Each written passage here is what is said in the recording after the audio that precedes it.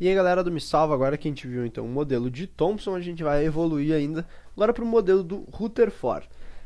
Bom, ele fez um experimento que eu vou explicar para vocês, mas antes vamos lembrar rapidinho do modelo do Thomson. Ele falou lá que o átomo era aquele pudim de passas lá, né? Então que ele era uma esfera com os elétrons incrustados. Mas no final da última aula a gente comentou que os cientistas descobriram o próton, né? Que era uma partícula positiva que não estava incorporada nesse modelo, então eles tiveram já que refazer. Mas teve mais um experimento do Rutherford, que além de incorporar o próton aqui, ele mostra umas outras características do átomo que a gente vai ver agora. Então, para explicar esse experimento, eu vou fazer aqui um esquema, vamos tentar ver se funciona. Então, assim, ó, o que aconteceu foi o seguinte. Vamos pensar que a gente tem uma bola de tênis e que aqui a gente tem uma parte que é escura. A gente não sabe o que tem aqui, tá? E a gente tem a bola de tênis. Daí a gente joga a bola de tênis aqui forte, tá? O que pode acontecer? Se não tiver nada aqui, né? A bola de tênis vai passar, certo? Beleza. Se tiver alguma coisa, por exemplo, alguma pessoa aqui, é possível que a bola de tênis bata na pessoa e volte, certo?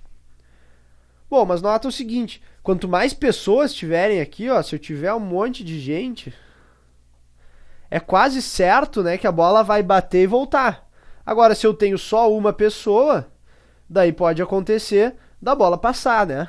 Então tá, é basicamente essa a ideia do Rutherford. Ele vai jogar uma coisa num negócio que ele não consegue ver, e daí ele vai ver se passa ou se não passa, certo? Vamos entender melhor. Aqui tem um esquemático do experimento do Rutherford. Então como é que foi esse negócio? Ele tinha aqui uma cápsula de chumbo, tá? Pb, e dentro ele tinha um polônio, que é um elemento radioativo que emite então partículas alfa. Esse aqui em vermelho é o polônio. O que é partículas alfa? Vão ser a nossa bolinha de tênis lá, tá? É um núcleo, é formado por prótons. Então assim, ó, vamos... O que acontece? Ele emitia essas partículas alfa que vinham então em linha reta por aqui, tá? E se chocavam então com uma placa muito, muito fina de ouro, AU, tá?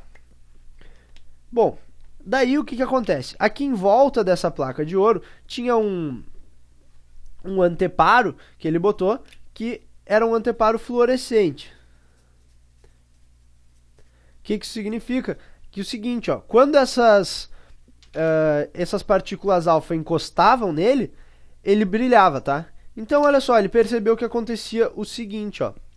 Muitas dessas partículas alfa batiam nessa placa de ouro e passavam, seguiam reto. E aqui dava um brilho, então ele sabia que aqui estava brilhando, que aqui tinha batido uma partícula alfa.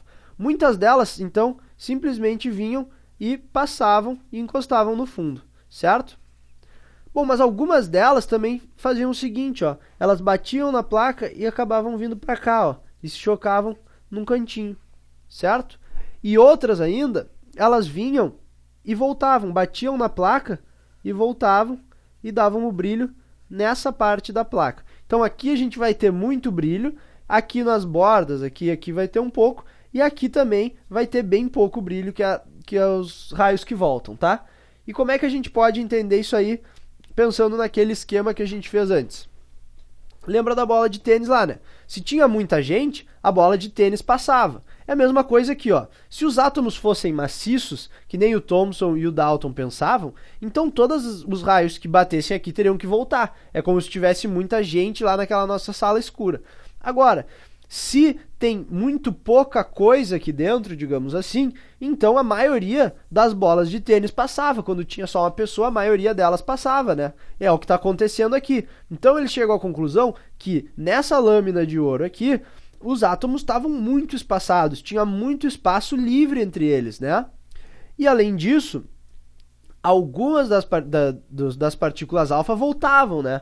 Então ele não era totalmente um espaço vazio, é claro. Algumas batiam e voltavam e algumas se deformavam. Já vamos ver por que essas aqui sofriam essa deflexão, certo? Bom, conclusões que chegou o nosso amigo Rutherford, então, Nobel de Química. Primeira, e mais simples, então, é que o átomo não é maciço. Já descartou várias características lá que a gente tinha visto com o Thomson e o Dalton, certo? Além disso, como a maior parte dos raios passava, Então a maior parte da massa do átomo tem que estar na região central, que a gente vai chamar então de núcleo do átomo. Certo? Então ele descobriu que o átomo tem um núcleo, e esse núcleo então ele tem a carga positiva. Isso aí vai explicar o seguinte, ó, por que tinha essa deformação em alguns raios aqui, ó. Por quê?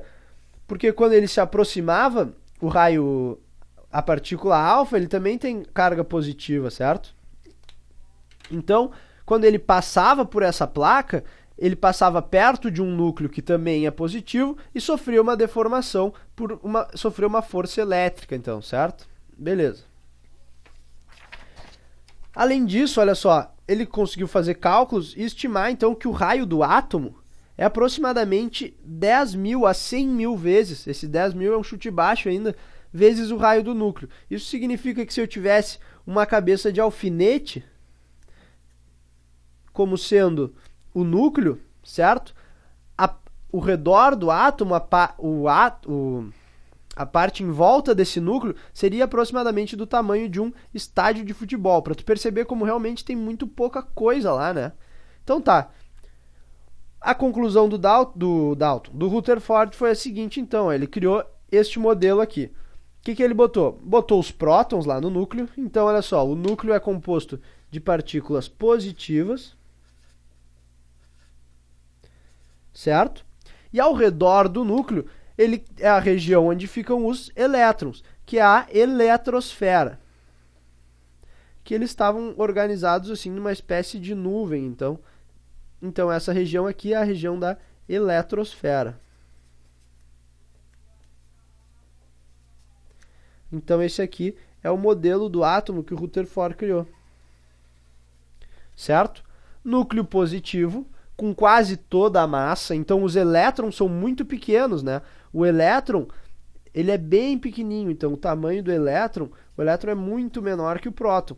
E ele disse então que os prótons, eles tinham a carga positiva e os elétrons a carga negativa, certo? E esse foi o modelo que ele criou então. E com esse modelo, vamos entender o que estava acontecendo naquele experimento lá. Olha só. Entender melhor, né? Aqui eu tenho os núcleos de átomos, tá? E aqui em volta, as eletrosferas deles.